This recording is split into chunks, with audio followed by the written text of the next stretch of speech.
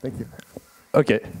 Thank you very much. I'm going to present you this work on generalized linear model, which is a joint work with Florent Krakala and the other three authors you mentioned. And so the statistical model we are going to consider is the following. So here we have a signal vector x star and a measurement vector phi1 to phi m. And what we observe are simply noisy observation of the scalar product of the measurement vector with the signal.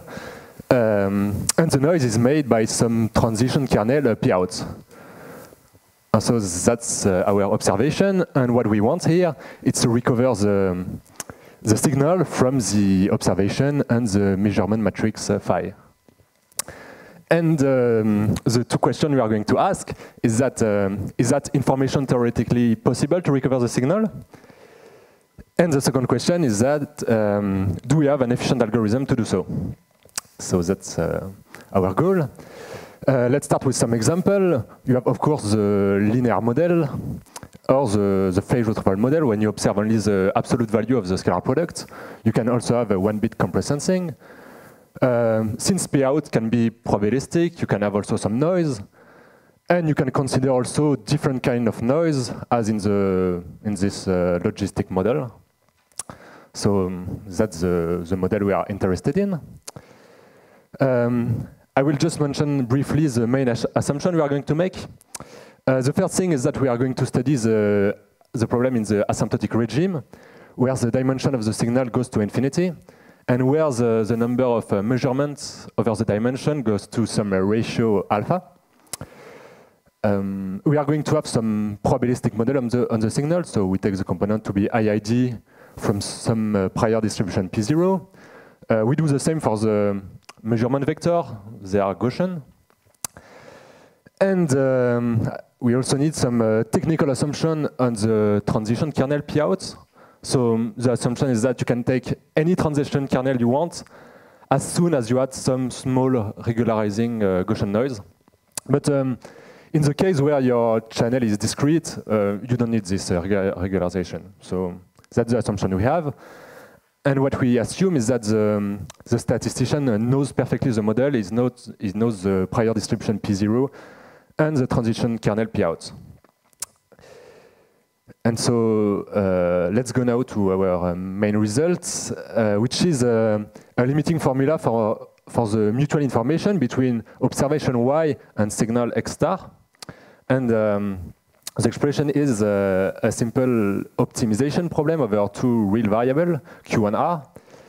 And the function we have here are simply mutual information of simple unidimensional scalar problems. So the first one, IP0, is simply the mutual information between a sample X star from P0 and some noisy version of it in some additive Gaussian channel. And the second, IP out, correspond also to another quite simple unidimensional inference channel given by this. But what we need to know is simply that we have a formula for the mutual information given by this. And so yeah, we have this formula, but we are not only interested by the mutual information, but the main quantity of interest are more the optimal error we can have for estimating the signal X star. And so this will be given by Q star, the minimizer of the formula. So this formula has a minimizer Q star, and Q star will correspond in the limit of the correlation you have between your signal, X star, and a sample from the posterior distribution.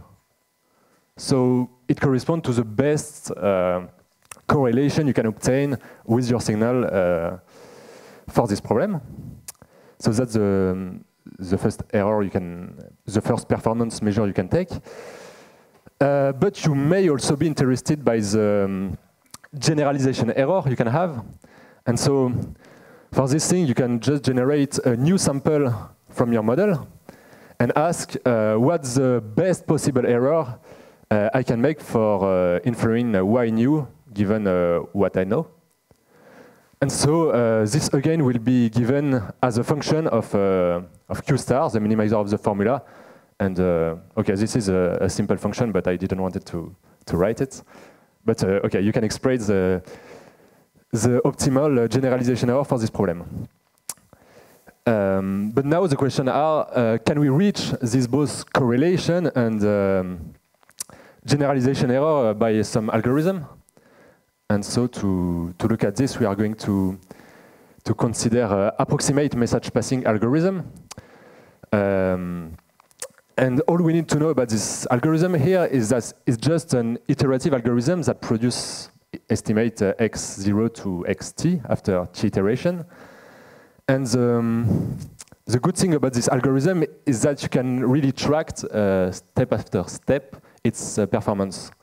So there are some results that tells you that the correlation achieved by AMP and the corresponding generalization error are given exactly by the same formula that we have for the posterior distribution.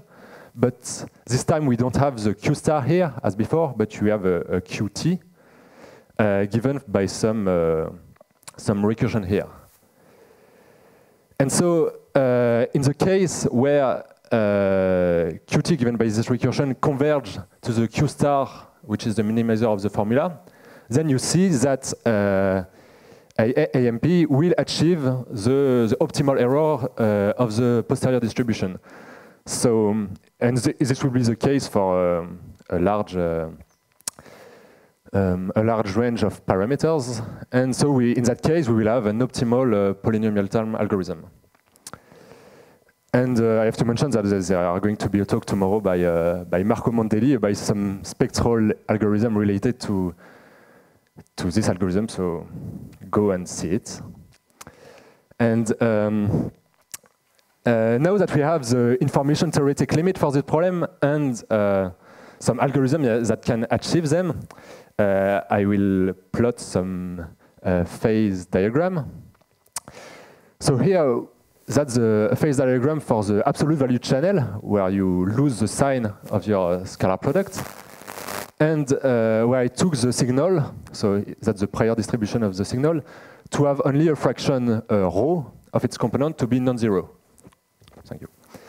And so rho corresponds to the sparsity of your signal, is on the x-axis. And alpha here corresponds of the number of measurements you have.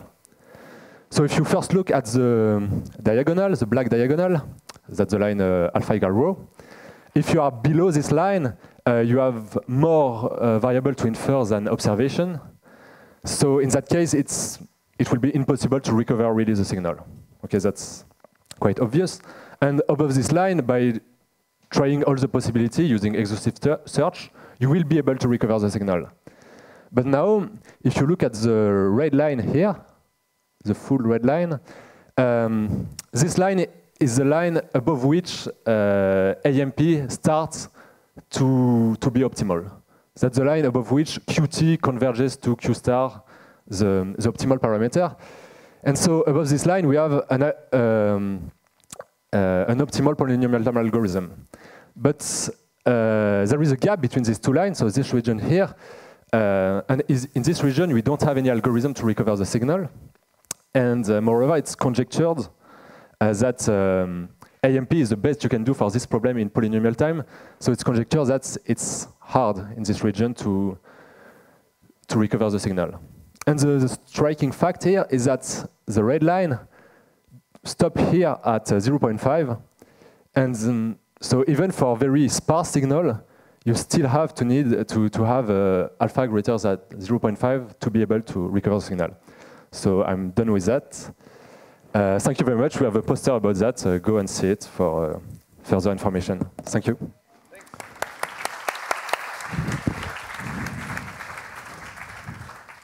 Quick question. Quick question. Don't see quick question. All right. Okay, thanks again. Thank you.